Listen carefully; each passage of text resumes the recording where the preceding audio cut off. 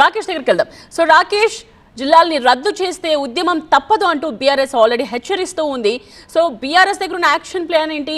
డెఫినెట్గా ఒక కమిటీని అయితే వేస్తాము అని స్వయంగా సీఎంఏ చెప్తూ ఉన్నారు. రేపు మాపా కమిటీని కూడా వేసిన తరువాత ఖచ్చితంగా ఒక రూపురేఖలు అయితే మారబోతున్నాయని అర్థమవుతోంది. So what next? బీఆర్ఎస్ ఏం చేయబోతోంది? బీఆర్ఎస్ దగ్గర కొంత సమాచారం ఉంది. గతంలో ప్రభుత్వం చేసినటువంటి ఎక్సర్సైజ్ ఏంటి, అప్పుడున్న జనాభా ప్రాతిపదికన ఏంటి, ఎందుకు జిల్లాలు ఏర్పాటు చేయాల్సి వచ్చింది, కొత్త జిల్లాల డిమాండ్లు ఎక్కడెక్కడి నుంచి వచ్చాయి, ఎందుకని ఆ కొత్త జిల్లాల హెడ్ క్వార్టర్స్ని కొన్నింటిని మార్చాల్సి వస్తుంది, వీటన్నిటి దగ్గర కొంత వాళ్ళకు ఆలోచన ఉంది, వాళ్ళకి దానికి సంబంధించిన సమాచారం ఉంది. అలాగే ప్రభుత్వం ఏ విధంగా ముందుకు పోబోతుంది, కొంత లీక్స్ అయితే వస్తున్నాయి. 17 జిల్లాలుగా రూపొందనుంది. ఎక్కడైతే పార్లమెంట్లు ఉన్నాయో పార్లమెంట్లు ప్రాతిపదిక జిల్లాలు చేయబోతున్నాం, చిన్న చిన్న జిల్లాలు ఉన్నాయి వాటిని రద్దు చేయబోతున్నాం, బలవంతంగా ఏర్పాటు చేసినటువంటి జిల్లాలు సిరిసిల్ల అనుకోవచ్చు, లేకపోతే వనపర్తి అనుకోవచ్చు, ఇవన్నీ కూడా లాస్ట్ మినిట్లో తెరపైకి వచ్చినటువంటి జిల్లాలు బీఆర్ఎస్ ప్రభుత్వం, వీటిని కూడా డిలీట్ చేస్తాము, కొత్త జిల్లాలను ఏర్పాటు చేస్తామంటూ ప్రభుత్వం చెప్తుంది. కానీ బీఆర్ఎస్ చెప్తున్న వర్షన్ మాత్రం ఏదో ఒకటి జిల్లాలు అయితే ఏర్పాటయ్యాయి, జిల్లా హెడ్ క్వార్టర్స్ వచ్చేసాయి, అన్ని డిస్టిక్ హెడ్ క్వార్టర్స్కి కూడా జిల్లా కార్యాలయాలతో సహా ఇన్ఫ్రాస్ట్రక్చర్ అంతా కూడా ఏర్పాటు చేశాము. దాంతోపాటుగా ప్రజలు కూడా కొంత ఇన్వెస్ట్ చేసి ఆ జిల్లా హెడ్ క్వార్టర్స్ చుట్టూ కూడా కొంత నివాస సముదాయాలు అనుకోవచ్చు, లేకపోతే రియల్ ఎస్టేట్ బిజినెస్ అనుకోవచ్చు, కమర్షియల్గా కొంత సిటీ డెవలప్మెంట్ చేయడము, ఇలా రకరకాలుగా దాని మీద డిపెండ్ అయి ఉన్నారు. కొన్ని ఆశలు పెట్టుకున్నారు, ఇది డిస్ట్రిక్ట్ హెడ్ క్వార్టర్స్, ఇక్కడ మేము ఇన్వెస్ట్ చేస్తున్నాం, లేకపోతే డిస్ట్రిక్ట్ హెడ్ క్వార్టర్స్ మాకు దగ్గరగా ఉంది, పరిపాలనా సౌలభ్యం ఉంది, మాకు నియర్ బై ఉంది, ఇలా రకరకాలుగా వాళ్ళు ఆల్రెడీ ఫిక్స్ అయిపోయినారు మెంటల్గా. ఇప్పుడు దాన్ని డిస్ట్రిక్ట్ హెడ్ క్వార్టర్స్ నుంచి తీసేస్తే ఖచ్చితంగా ఆందోళన తప్పదు, దాని వెనకాల బీఆర్ఎస్ ఉంటుంది, బీఆర్ఎస్ఏ ముందుండి ఉద్యమాన్ని ప్రారంభిస్తుందని చెప్తున్నారు.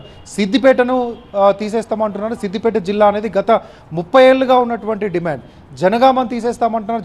జనగామ కూడా 25-30 ఏళ్ళ నుంచి ఉన్నటువంటి డిమాండ్. దీంతోపాటు కొత్తగా బీఆర్ఎస్ నేతృత్వంలోనే మాజీ మంత్రి తలసాని ఆధ్వర్యంలో సికింద్రాబాద్ కూడా ఒక కార్పొరేషన్ ఏర్పాటు చేయాలి, అవసరమైతే సికింద్రాబాద్ను కూడా ఒక జిల్లాగా రూపొందించాలి, జిల్లాగా ఏర్పాటు చేయాలన్న కొత్త డిమాండ్ ఉంది.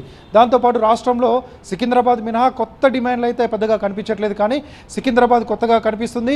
పాత జిల్లాలను తీసేస్తే ఖచ్చితంగా ఉద్యమం చేస్తాము, ఇది మాకు కలిసి వచ్చే అంశంగా రాజకీయంగా కూడా కలిసి వస్తుందంటూ బీఆర్ఎస్ భావిస్తుంది. 33 జిల్లాలకి పెంచినప్పుడు కొంత పరిపాలనకు సంబంధించినటువంటి డీసెంట్రలైజేషన్ జరిగింది.